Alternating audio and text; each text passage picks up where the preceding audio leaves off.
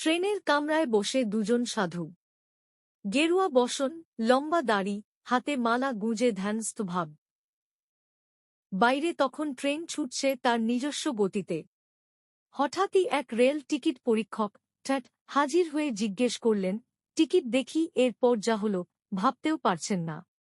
সাধুরা মৃদু হেসে টিটিকে বললেন, বাবা, আমরা সাধু। টিকিটের জন্য টাকা কোথায়? টিটি প্রথমে গম্ভীর থাকলেও কিছুক্ষণ পরই তাঁর চোখ আটকে গেল এক আশ্চর্য দৃশ্যে। ভারতীয় রেল নিয়মিতভাবে বিনা টিকিটে বা অনিয়মিত টিকিটে যাত্রীদের সফর রুখতে অভিযান চালাচ্ছে। এই ধারাবাহিকতায় ঝাঁসি বিভাগের ডাবরা স্টেশনের মাধ্যমে যাওয়া ট্রেনগুলিতে তল্লাশি চালানো হয়। সেই সময় ট্রেনে সফর করছিলেন দুজন সাধু। ঝাঁসি বিভাগে বিনা টিকিটে যাত্রা রোধ করতে ডাবরা স্টেশন দিয়ে যাওয়া প্রায় একটি ট্রেনে কড়া নজরদারি চালানো হয়।